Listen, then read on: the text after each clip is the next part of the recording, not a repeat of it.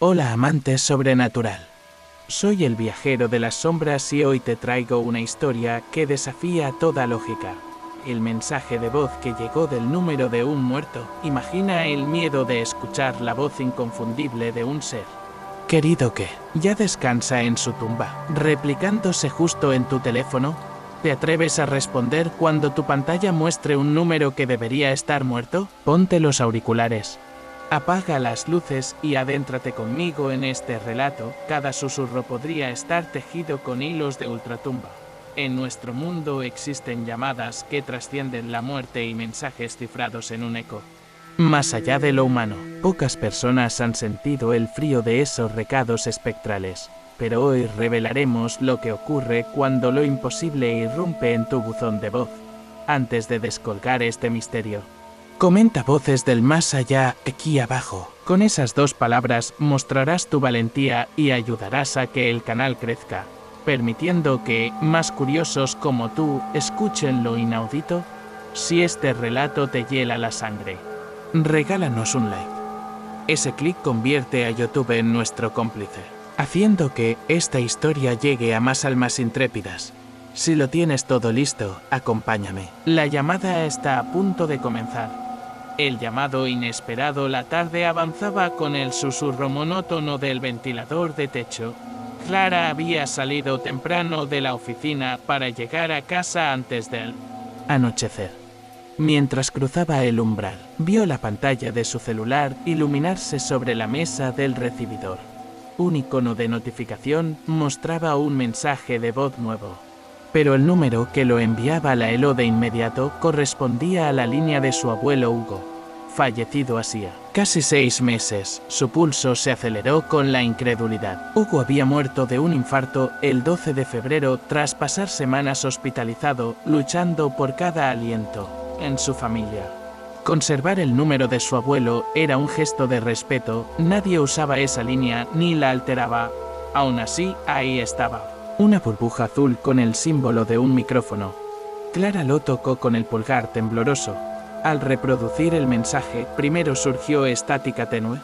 Luego la voz profunda e irreconocible de Hugo preguntó con un ligero deje de urgencia. «Clara, ¿me escuchas?» Su tono sonó lejano, como si hablara desde un hueco insondable. De fondo, se percibió un murmullo de pasos apresurados y una respiración agitada que no pertenecía a ningún familiar vivo. Todo duró apenas 8 segundos. Cuando quiso responder, el buzón cortó y la app volvió a la pantalla inicial. Se quedó inmóvil junto a la mesa. El aire de la casa le pareció más frío, y el zumbido del ventilador sonó más lúgubre. Antes de morir, su abuelo solía dejar mensajes para ella cuando viajaba, pero siempre detrás de la puerta o en su contestador fijo. Nunca en la app de mensajería móvil. Y mucho menos con esa urgencia en el timbre de su voz. Clara revisó la fecha y hora de la notificación. Hacía apenas 2 minutos que el archivo había llegado. Con el corazón latiéndole en la garganta, abrió el registro de llamadas. La última interacción con ese número era la nota del hospital avisándole que Hugo estaba bajo observación. Después, no había más actividad. No constaba ninguna llamada ni mensaje saliente. Sin embargo, en el historial de SMS detectó un texto olvidado, un breve te amo, sin remitente, fechado justo un día después de la muerte. La app marcaba la burbuja gris, como si nadie lo hubiera leído hasta entonces. Obligada por la curiosidad, Clara marcó el número. Escuchó el timbre prolongado. Tras 5 tonos, la respuesta, un siseo estático y un gemido leve. La línea colgó sola. Sintió un escalofrío recorrerle la nuca. Intentó llamarlo 2 veces más, pero cada vez el mismo corte brusco tras las respiraciones. No había nadie al otro lado. A su alrededor, las luces domésticas parecían palidecer. Decidió salir al pasillo y encender las luces de la escalera. El móvil apretado entre sus dedos vibraba con más notificaciones entrantes, llamadas perdidas, mensajes de voz no reproducibles y un texto que apareció en pantalla. Dame la mano, sin remitente. Sin contexto. Solo esas 2 palabras escritas, con una tipografía extraña, como si alguien la hubiera tipeado con urgencia. Consciente de que necesitaba ayuda, buscó el contacto de su mejor amigo, Marcelo, aficionado a lo paranormal. Le envió un mensaje explicando todo, el archivo de voz, los misteriosos SMS, el número asignado a un muerto. Marcelo respondió al instante, pidiéndole que guardara cada registro y capturara pantalla. Le prometió pasar por su casa dentro de media hora. Mientras esperaba, Clara retrocedió hasta el sillón del salón y encendió la lámpara de pie. Reprodujo el mensaje de voz otra vez. Esta vez al inicio se coló un murmullo comatoso. Pudo distinguir un sollozo apagado, una petición imposible. Sobre la respiración agitada. Alguien murmuró en voz baja, estoy atrapado aquí, sálvame. Y al final, la voz de su abuelo, clara y firme, no tardes. Un golpe seco en la ventana la sobresaltó. Afuera, la noche se había instalado y la lluvia golpeaba el cristales con insistencia.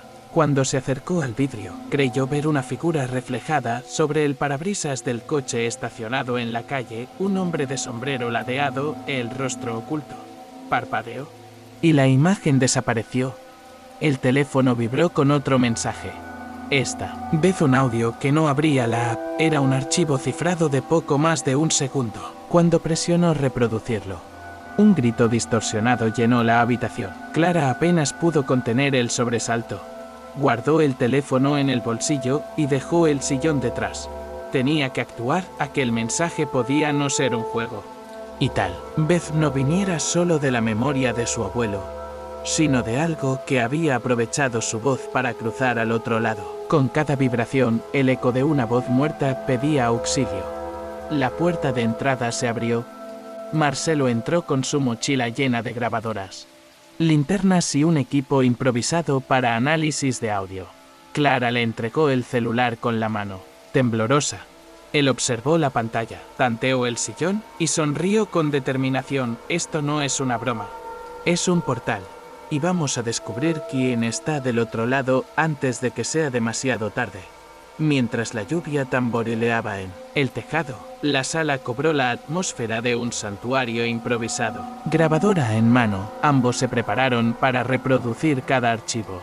Detenerse en cada ruido y descifrar cada palabra oculta tras la estática. El mensaje de voz que llegó del número de un muerto acababa de abrir una puerta. Y ellos estaban a punto de cruzarla. Frecuencia del más allá. Tras esa primera noche de susurros y estática, Clara y Marcelo supieron que el mensaje de voz era solo el umbral de algo mayor. Armada con sus grabadoras y un cuaderno de notas, Clara reprodujo una y otra vez el audio, buscando patrones en el pulso de la voz de su abuelo. Marcelo, por su parte, aplicó filtros de reducción de ruido y ralentizó el archivo, descubriendo un latido imposible, como un corazón mecánico superpuesto a la respiración. Cada vez que la voz decía Clara, no tardes, un eco grave se colaba un segundo después, repitiendo unas sílabas indescifrables, algo así como Z-Rack, Tidman, obsesionados. Los dos pasaron la madrugada descifrando ese segundo oculto. En el tercer pase a cámara lenta, Clara creyó reconocer un murmullo de pasos sobre grava y, tras ellos, un golpe seco.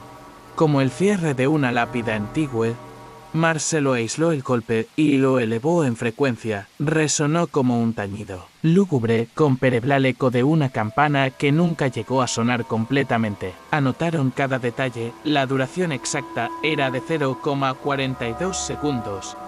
Y el espacio entre el no tardes y el golpe era de 0,17 segundos. Armados con esa información, decidieron trazar el origen de la señal, utilizando una vieja app de localización de torres celulares. Introdujeron la hora y fecha del mensaje. La app interpoló datos y arrojó unas coordenadas en las afueras de la ciudad. Un cementerio familiar clausurado en 1985, donde reposaban los restos de Hugo y otros parientes lejanos de la familia de Clara. La neblina de la madrugada atrapó sus retinas. Aquella tierra de tumbas susurrantes era ahora el punto de convergencia entre el mundo de los vivos y el de las llamadas malditas. Llegaron al portón oxidado del cementerio al filo de las 3 de la mañana. La lluvia había cesado, pero el aire olía a tierra nueva. Entre tumbas semiderruidas, Las lápidas parecían apoyarse unas sobre otras como si compartieran secretos. Clara, con el teléfono apoyado en su pecho, sintió que la voz de Hugo volvía a latir en el buzón, su celular vibró y en la pantalla apareció el mensaje pendiente de ahora, ven al olmo. Marcelo encendió una linterna y alumbró un árbol retorcido cuya copa se recortaba en el cielo. Era un olmo solitario, apartado del resto, con una cruz funeraria clavada en su tronco, con el corazón martilleando. Bajaron del coche y se acercaron al árbol. El emisor volvió a llamar, el teléfono sonó con 5 tonos distintos, mezcla de timbres que nunca antes habían escuchado, cuando Clara descolgó. La voz de su abuelo surgió apagada por el viento, aquí la puerta, un crujido metálico, cortó la línea. Aferrada al móvil, Clara apuntó la linterna al pie del olmo y vio un obelisco de piedra con inscripciones cubiertas de líquen, entre las líneas desvaídas. Descifró, aquí descansa el guardián. Marcelo, curioseando con su grabadora portátil, tomó un fragmento de la losa y lo colocó frente al micrófono. Al reproducirlo, los glifos susurraban una letanía en una lengua cavernosa, mezclando ecos de latín y mapudungún. Bajo aquella capa de piedra, percibieron un murmullo de voces superpuestas que se mezclaban con el viento. Abre, recibe. Clara, con la linterna temblando, apartó un poco de musgo y descubrió un orificio circular como la boca de un pozo sellado. Decididos a revelar ese pozo, buscaron una palanca metálica en la camioneta de Marcelo.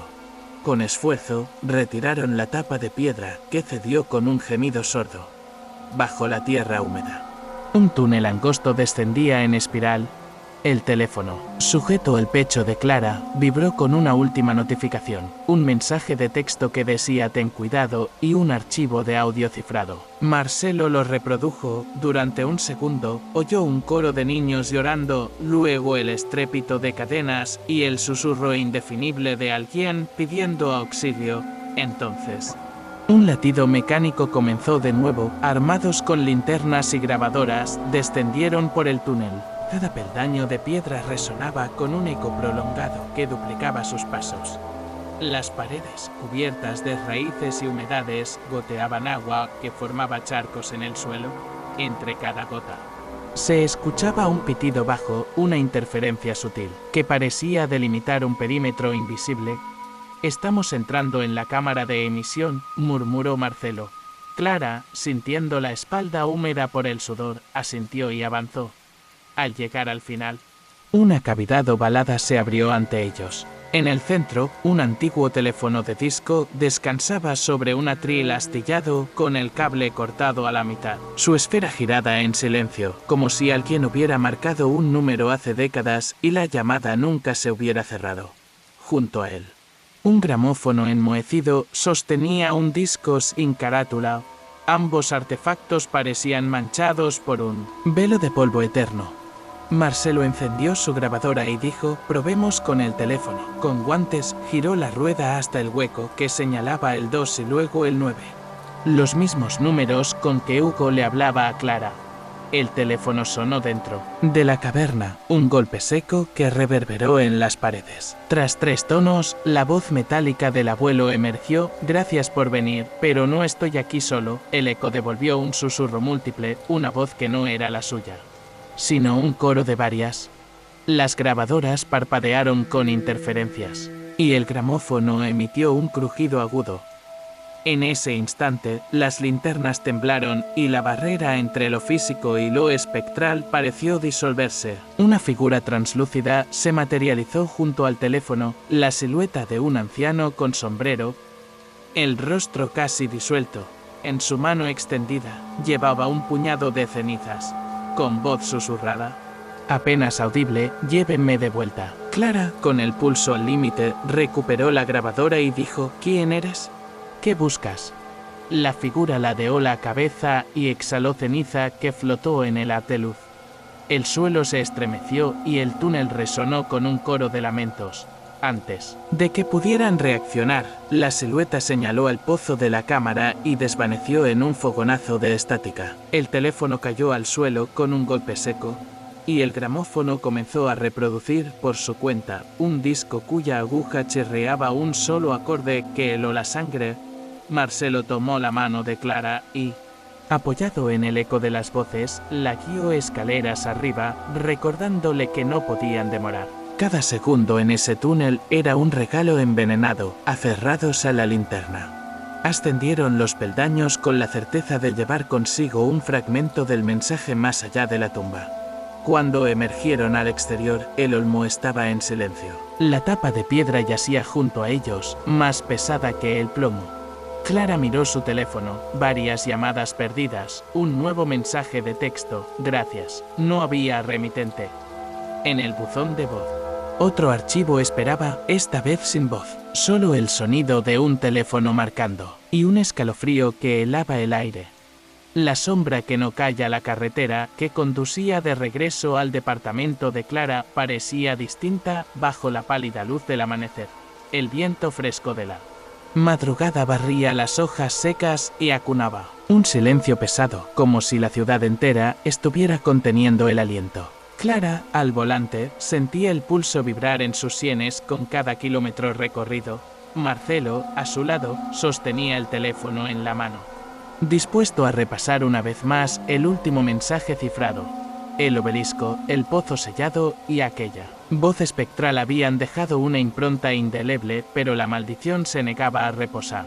Cuando llegaron al edificio, el recibidor les pareció demasiado luminoso comparado con la neblina del cementerio. En el escritorio de la entrada, el timbre del intercomunicador sonó solo un instante, 5 pulsaciones rápidas seguidas. Clara sobresaltó. Debería estar desactivado. Miró la pantalla.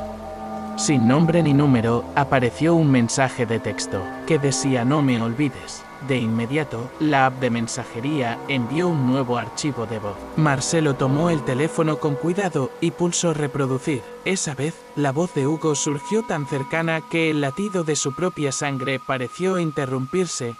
No me dejes, estoy en tu casa. Susurró el abuelo desde el móvil, seguido de un crujido como de madera crujiendo. Ambos se quedaron inmóviles, sin atreverse a encender las luces.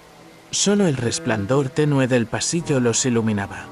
Clara bajó del coche con pasos lentos, sintiendo un hormigueo en las plantas de los pies. Marcelo encendió una linterna pequeña y exploró el suelo. No había nadie en el umbral, pero varias gotas de líquido oscuro brillaban en el piso cerámico, como si alguien hubiera arrastrado algo húmedo y pesado. Con gesto tenso, Clara recogió una gota con la uña, se sintió atraída por su viscosidad casi aceitosa, y al rozarla, percibió un calor punzante que le quemó el pulgar. El sabor metálico de la sangre le indicó que la sustancia no era solo agua. Decididos a documentarlo todo, subieron al departamento y cerraron la puerta con llave. Marcelo colocó grabadoras en cada esquina, una junto al sofá donde Clara había reproducido el primer mensaje, otra pegada al televisor apagado y una tercera sobre la mesa apuntando al intercomunicador. Dejaron teléfonos y micrófonos en modo de grabación continuo. Ninguno de los dos hablaba, aquel silencio era la antesala de la tormenta. Entonces, el móvil de Clara vibró de nuevo con una notificación incesante. Al desbloquearlo, encontró un archivo titulado El Eco. Lo reprodujeron al mismo tiempo. Primero, solo estática. Luego, la voz del abuelo exhaló un suspiro hondo y prolongado, como si acabara de despertar de un sueño letal. Con cada palabra, aquel suspiro se alargaba un poco más, retorciéndose en crujidos y siseos.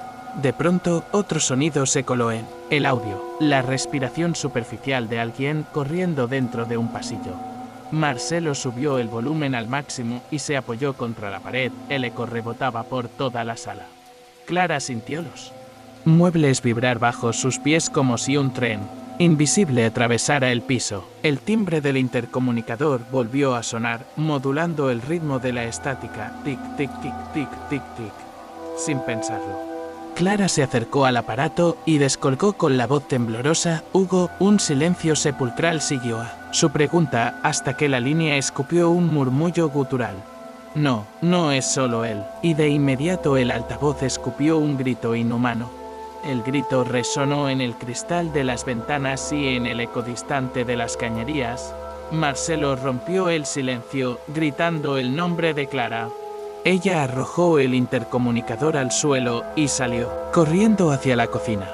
Sintió un golpe seco en la nuca que la arrojó contra el granito y el sabor del hierro invadió su boca. Cuando abrió los ojos, vio la sombra alargada de alguien inclinado sobre ella.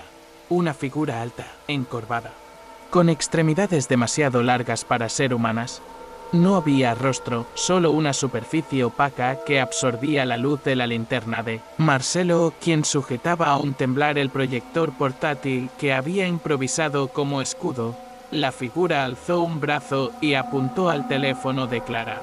Sobre el móvil descansaba una única gota del líquido oscuro. Marcelo, temblando, apuntó la luz de su grabadora. La sombra retrocedió un paso como si hubiera sido herida por la intensidad del haz luminoso, aprovechando el atisbo de control. Clara se incorporó con esfuerzo, agarró el celular y deslizó el dedo hacia atrás en la conversación. Encontró un mensaje de texto que no existía unos minutos antes, una sola palabra en rojo, ETA. Antes de poder preguntar qué significaba, la figura se movió con una velocidad imposible, cruzó la sala y desapareció tras la puerta del baño con un susurro de puertas crujiendo. El baño, un cubículo diminuto con azulejos blancos, lucía, invadido por una neblina ligera. Clara y Marcelo entraron con cautela. La linterna de Marcelo barría las esquinas, revelando gotas de humedad sobre las paredes. Al fondo, el espejo reflejaba solo su propia imagen en la esquina inferior derecha. Se formó una gota de vaho que se deslizó para escribir, con un pulso propio, las letras enteras sobre la superficie del cristal. Clara tocó el espejo con el dedo tembloroso y sintió que la tinta fría se deslizó bajo su piel. Al retirar el dedo, el espejo se empañó por completo, borrando todo, temiendo lo peor. Marcelo se acercó al contador eléctrico de la pared. Con un destornillador arrancó la tapa y vio que el interruptor correspondiente al baño estaba fusionado con materia orgánica oscura, un pequeño meandro de raíces y tejidos que se aferraba con fuerza al metal, cada vez que el miedo trepaba por su espina dorsal. El curioso pulso del contador latía con un zumbido parejo al del mensaje de Hugo. Desconectó el circuito. Y un chasquido seco dejó el baño a oscuras, a través de la puerta entreabierta.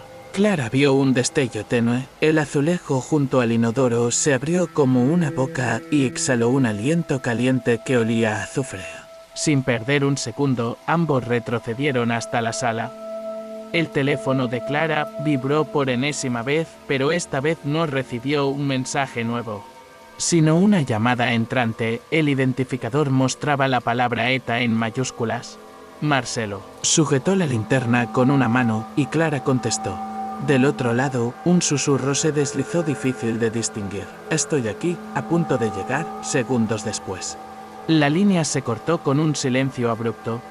La gota de sudor en la frente de Clara se deslizó hasta los labios. Marcelo tragó saliva y afirmó, esto ya no es solo el fantasma de tu abuelo. Es una advertencia. Debemos actuar antes de que llegue ETA. La ciudad seguía aletargada por la calma matinal, ajena al abismo que acechaba dentro de aquel apartamento. En la sala, los dispositivos de grabación capturaban un pulso rítmico, un eco que latía al compás de la cuenta atrás invisible. Clara respiró hondo y dijo con voz firme, primero, descubramos qué significa ETA. Luego, bloquearemos esa llamada. No dejaremos espacio para más sombras. Marcelo asintió, ajustando la antena improvisada en el balcón. Bajo la luz mortecina, la línea entre lo vivo y lo muerto brillaba como una herida abierta. El significado oculto de ETA la noche avanzaba cuando Clara y Marcelo, agotados pero con la determinación intacta, se reunieron en la mesa del salón, rodeados de pantallas, cuadernos y vasos de café. Frente a ellos, la palabra ETA brillaba en el espejo empañado como un presagio ineludible. La primera tarea consistió en reconocer si ETA era un código, una sigla o la simple abreviatura de Estimated Time of Arrival que solía leerse en pantallas de aeropuertos. Pero esa interpretación resultaba demasiado terrenal para aquel fenómeno que perturbaba la frontera entre la vida y la muerte. Marcelo, hábil con los buscadores y el rastreo de metadatos, introdujo mensaje de número muerto ETA en foros clandestinos. Mientras tanto, Clara revisaba diccionarios de siglas y compendios de esoterismo. En el foro oculto Phantom Link, hallaron un hilo con escasos comentarios. Un usuario anónimo relataba que su abuela recibió un mensaje de voz idéntico procedente del número de un familiar fallecido y, tras aparecer ETA en una pantalla de televisión, Antigüe desapareció dejando la expresión "el tiempo acecha", intrigados. Clara y Marcelo buscaron ETA tiempo acecha y dieron con un artículo recóndito de un investigador de lo paranormal que postulaba que ciertas voces del más allá usaban abreviaturas humanas para señalar un límite atemporal. ETA no indicaría un arribo físico, sino la cuenta regresiva hacia el momento en que la persona invocada podría volver sin barreras, con el cuchicheo de esa teoría flotando en la sala. La grabadora de Marcelo emitió un pitido insistente. Un nuevo archivo había quedado registrado en el intercomunicador.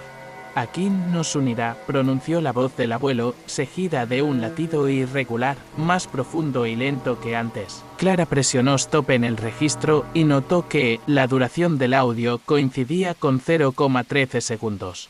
La misma diferencia que habían hallado entre el susurro y el golpe en el túnel del Olmo. La lógica emergía como un patrón, las pausas en la voz de Hugo marcaban intervalos exactos que, sumados, conformaban un ritual cifrado. Con un rápido garabato, Clara trazó un diagrama temporal. Cada fragmento de voz, cada crujido y cada murmullo sumaban una secuencia de 22 elementos, que en numerología es el arquetipo del camino del mago, el puente entre lo material y lo etéreo. Los elementos conspiraban para advertirles que el instante final de la llamada a la ETA se aproximaba inexorablemente. En Marcelo, decidido a demorar lo inevitable, propuso usar interferencia electromagnética para bloquear la señal. Desempolvó un viejo yeme de radiofrecuencia, uno de los proyectos de su adolescencia, y lo conectó al enchufe más próximo al recibidor. Con un gesto dramático, activó el dispositivo, el silencio inundó el pasillo y las luces titilaron, al unísono. El teléfono de Clara vibró en su bolsillo y la pantalla parpadeó con la palabra ETA escrita en rojo, temblando como un insecto. Al borde de la muerte digital. No funcionar, murmuró Marcelo, observando la intensidad de la vibración. La interferencia lo altera, pero no lo detiene. Entonces tendré que enfrentarlo, dijo Clara con voz tensa. Si ETA es la cuenta atrás de su llegada.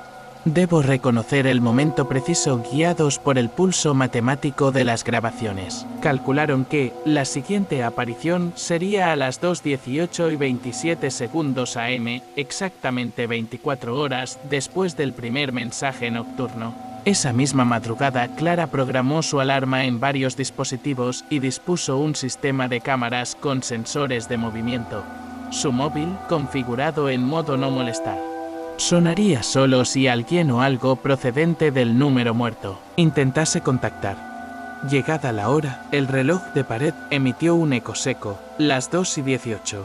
Un pulso de adrenalina recorrió el salón mientras Marcelo revisaba los monitores. De pronto, un LED rojo junto al intercomunicador parpadeó 5 veces. Tic, tic, tic, tic, tic, tic. Cada tic ajustado al pulso de 0,17 segundos.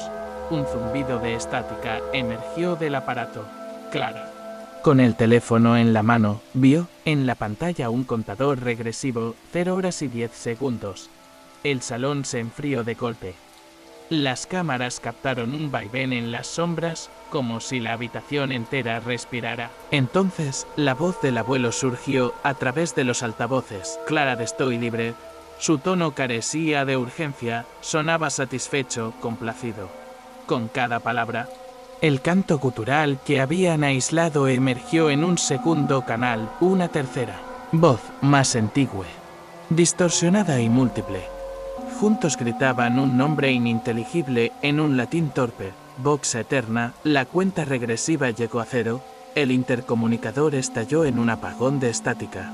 De la neblina surgió una silueta traslúcida, el abuelo Hugo con las manos alzadas y el rostro revoloteando entre la memoria y la corrupción espectral. A su lado, la sombra alta y encorvada que habían vislumbrado en el pasillo con extremidades que se extendían como tentáculos. Clara, temblando, avanzó hacia la figura de Hugo, abuelo.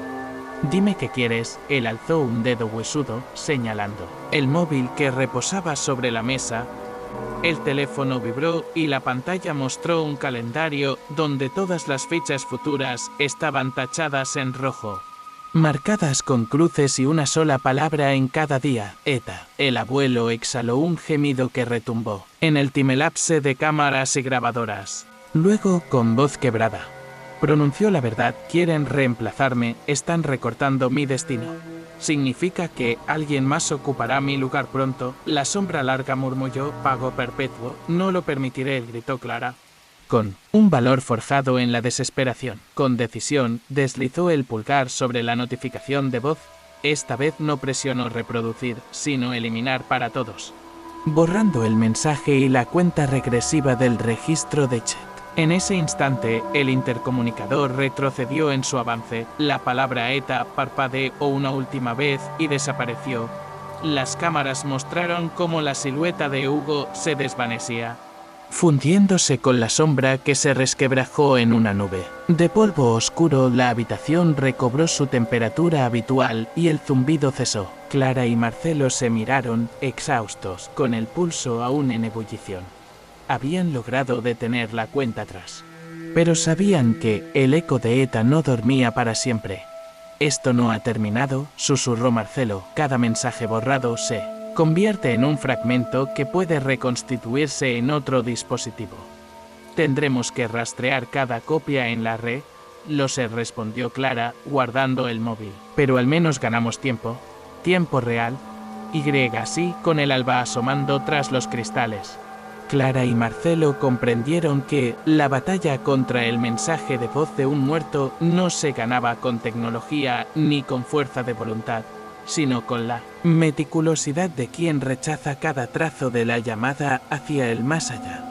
El umbral de la desconexión la mañana siguiente a la anulación de la cuenta regresiva fue extrañamente silenciosa. Clara y Marcelo se despertaron con la sensación de que todo había quedado atrás, pero en cuanto revisaron sus teléfonos comprobando que no había nuevos mensajes, supieron que la tregua duraría poco. Cada dispositivo, tablets, ordenadores, relojes inteligentes, se había convertido en un punto de entrada para ETA. Su objetivo era claro, localizar y borrar cada copia antes de que se propagara de nuevo. Organizaron un rastreo sistemático.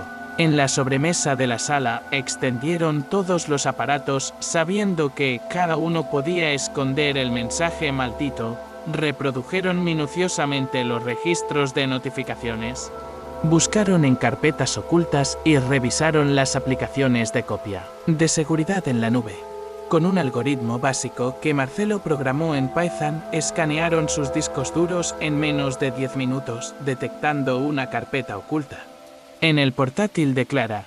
Allí hallaron 6 versiones numeradas del archivo de voz original. Cada una reproducía un matiz distinto, susurros nuevos, crujidos más profundos y golpes en el fondo como sílabas extrañas entrecortadas. Sin perder tiempo, exportaron esas grabaciones a un soporte aislado en pleno garaje, un viejo reproductor de MP3 sin conexión a internet y una batería externa sin antenas. Pero al borrar los archivos de sus equipos, descubrieron el experimento perverso de ETA. Cada eliminación generaba automáticamente un duplicado cifrado, el contador de la carpeta. Sin más opciones, planearon dar el salto al origen de la señal.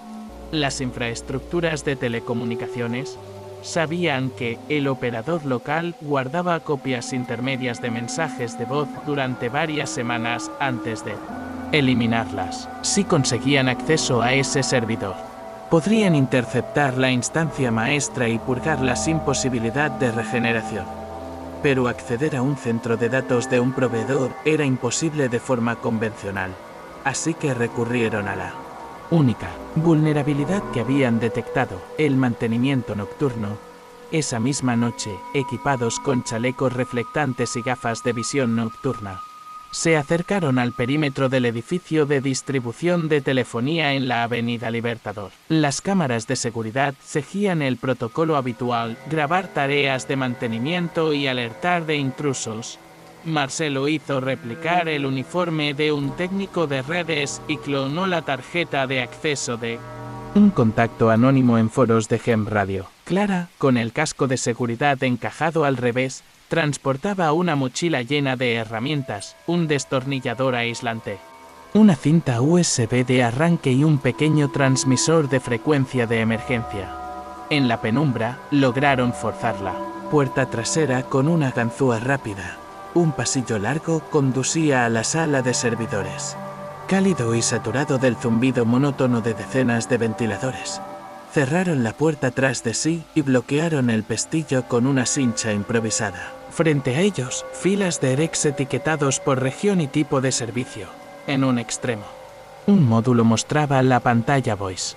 Depuración. En segundos, apareció la consola en verde: desmontar volúmenes temporales, iniciar sobreescritura, pero justo al teclear el comando final, las luces del REC comenzaron a parpadear y un coro de estática llenó el aire. De los conductos, supieron, emanaban susurros en múltiples capas, la voz de Hugo, distorsionada, superpuesta con entonaciones más agudas y otras guturales. Las pantallas de los monitores escupieron líneas de texto indescifrable, glifos que recordaban los símbolos de 8 puntas. El zumbido cambió un pulso irregular como un latido de vacío. Clara notó entonces un movimiento detrás de uno de los armarios. Una sombra alargada, lejana, que aparecía y desaparecía entre los cables. A pesar del riesgo, tomó el transmisor de frecuencia y sintonizó un canal de emergencia. Allí reproduciría el único antídoto que habían elaborado: un archivo de audio con los 22 elementos del camino del mago, entretejidos en blanco y negro. Con su mano temblorosa presionó play en el transmisor y un pulso sónico retumbó en la sala.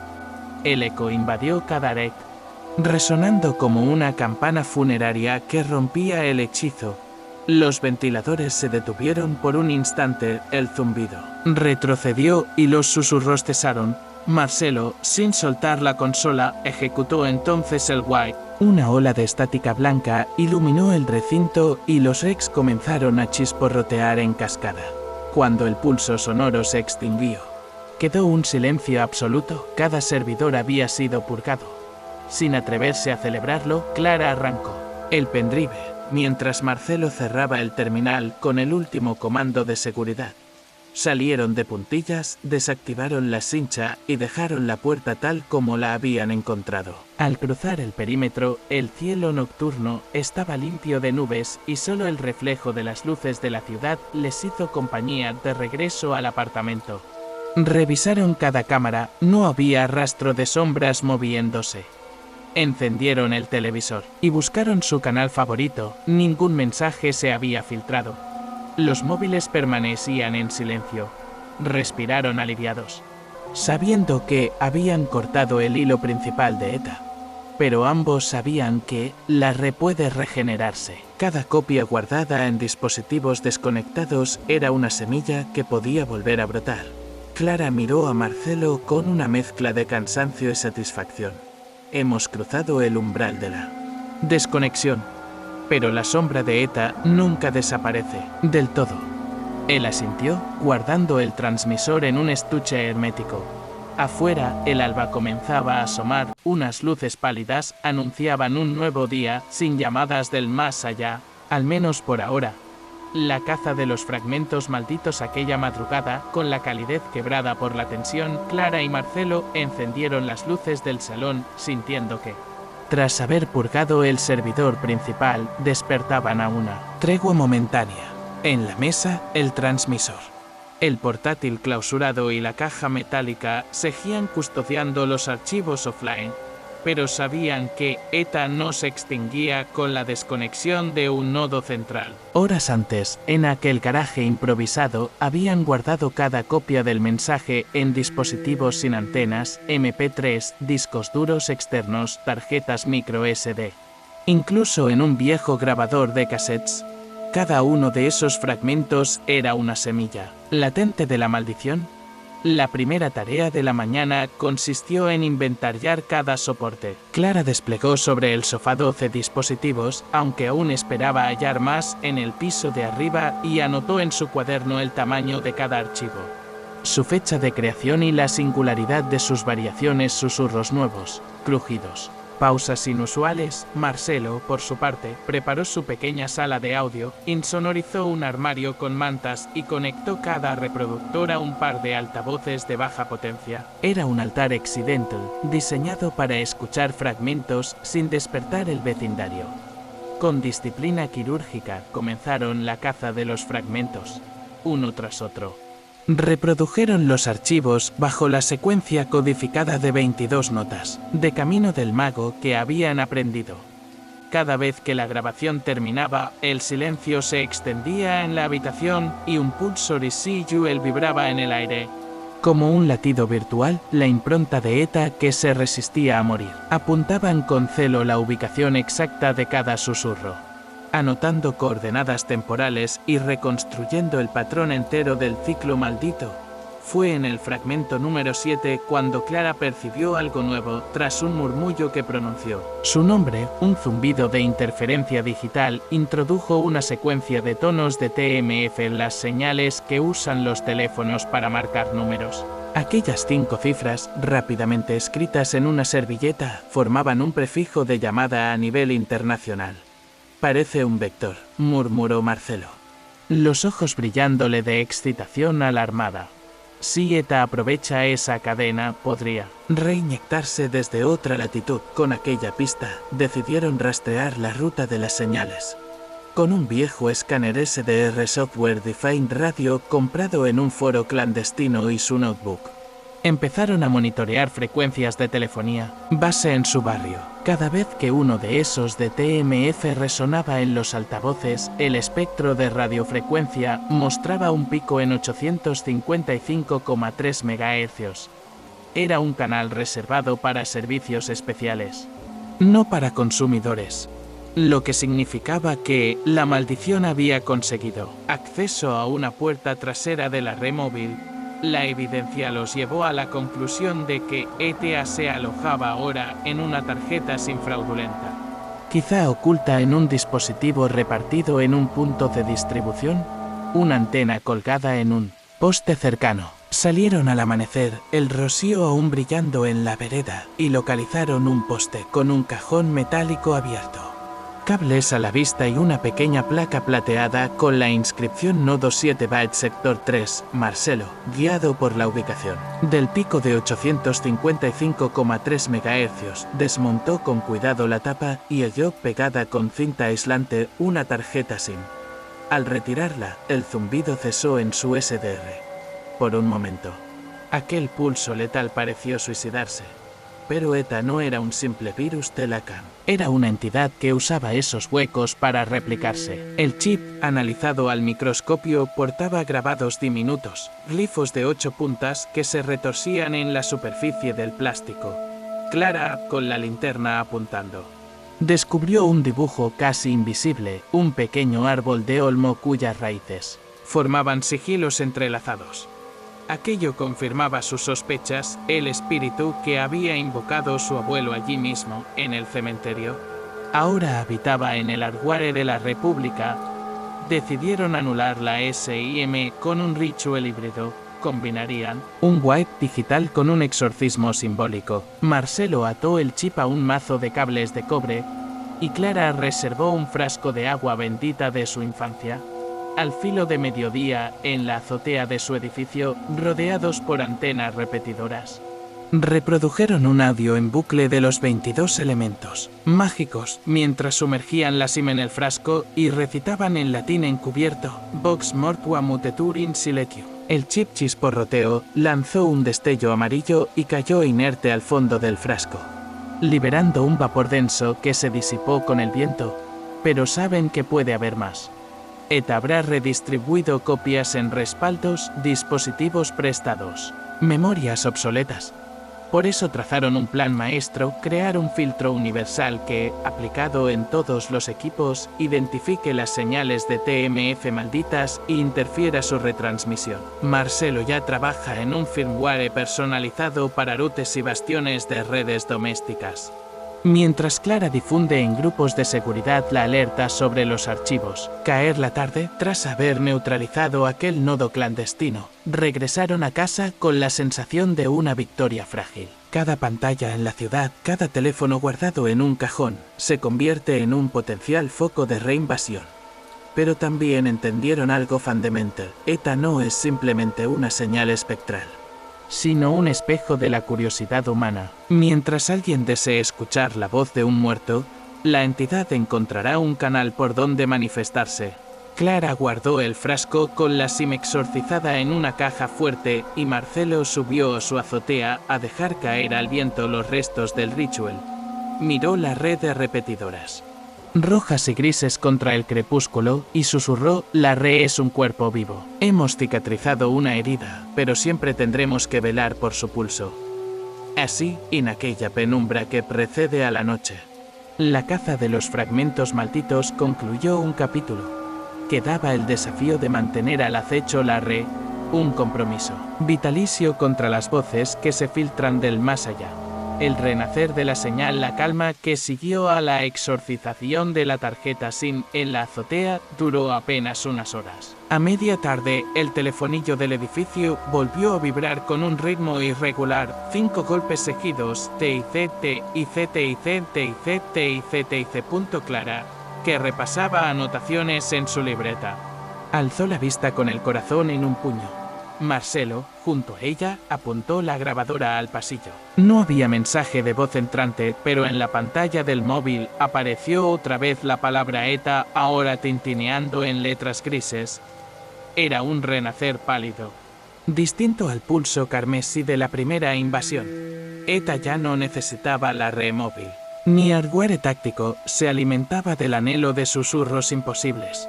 Cada dispositivo conectado, cada altavoz inteligente dormido en una esquina, se convirtió en una puerta abierta. Teléfonos fijos, asistentes de voz. Incluso el reloj despertador digital de la mesita de noche emitían un grito apenas auditable que repetía: no tardes. Con la determinación afilada por el cansancio, decidieron atacar el corazón de la nueva manifestación, la nube de servicios que vinculaba sus aparatos domésticos. Marcelo preparó un portátil con un software de interceptación de paquetes y un cliente API para IoT. Clara configuró el acceso a su cuenta de correo y a sus apps de control remoto. Iban a rastrear el flujo de datos ilegítimos. En apenas 10 minutos, el cliente API detectó un canal cifrado que transmitía un flujo continuo de fragmentos de audio. El origen coincidía con una dirección IP de un servidor en un data center de un proveedor de dispositivos inteligentes. Allí, en un cubículo oscuro y abarrotado, un proceso oculto alojaba una instancia de ETA, un demonio criptográfico que reensamblaba cada fragmento borrado en un bucle interminable. La dirección apuntaba a un clúster en Europa del Este, protegido. Tras un cortafuegos comercial y un CDN que ocultaba la ruta real. Para colarse, Marcelo generó una sesión de VPN forzada y un túnel SSH disfrazado de tráfico HTTPS. Clara, con la linterna frontal puesta, iluminaba el teclado.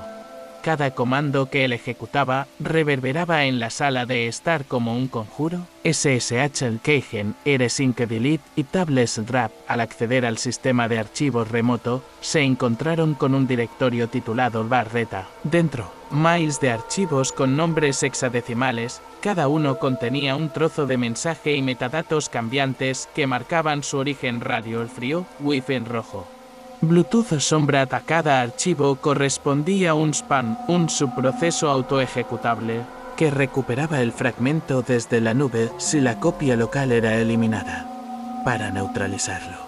Clara propuso un método drástico, crear un pozo de gusanos digital, un archivo dummy que absorbiera cada llamada de reparación automática y la retuviera indefinidamente. Marcelo programó un script en Bash que detectaba procesos clones de ETA, redirigía la llamada de reparación al terminal, renombraba el directorio barreta. Permisos 0 al contenedor dummy. Mientras el script se desplegaba, un pulso de estática emergió de los altavoces de la sala. El ordenador portó un mensaje en rojo 404 not founded y el indicador de CPU saltó a 99%.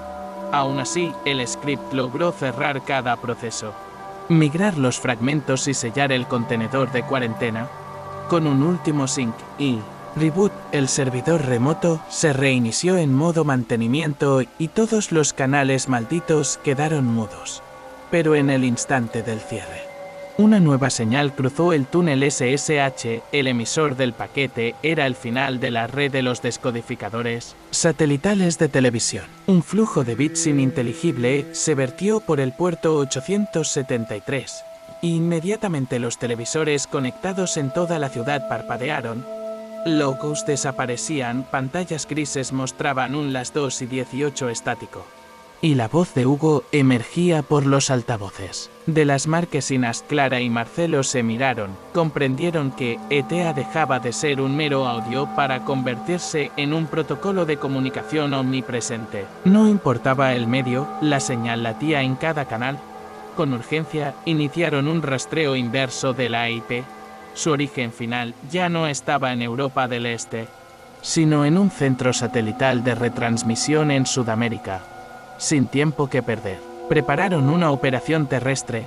Equipados con grabadora, laptop y varias antenas portátiles, se dirigieron en auto hacia las instalaciones del centro de satélites.